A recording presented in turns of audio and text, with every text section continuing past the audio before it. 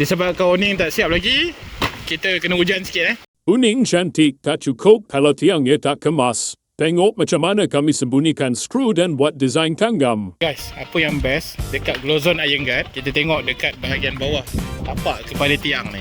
Selalunya tukang-tukang buat ataupun selalunya bengkel besi buat, dekat sini akan nampak skru, akan nampak angle bar kita potong, kita waplak dan nampak skru, nampak angle bar. Tapi untuk Glozon Iron Guard, tengok ni, tak nampak skru.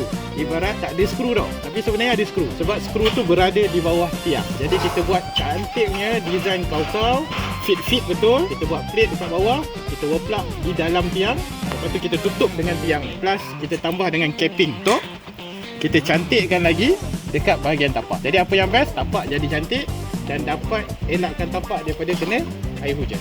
Okey, ni specialnya Glozon Iron Guard. Okey, jadi dekat sini sepatutnya ada satu besi melintang sebatang. Tapi kali ni kita upgrade kepada sulam supaya tengah tu nak elak lendut. Dan yang best juga, dekat bahagian tiang dengan besi paling utama support ni, kita buat tanggam design. Bahagian tengah kita lubangkan, kita slotkan di dalam tiang. Jadi dia lagi tahan. Bukan sekadar kekuatan ni pada awning, termasuk juga tanggam. Jadi double safety untuk kekuatan tanggam dan welding. Jadi ni lah design kita. Special juga Okey. Glozon's Iron Guards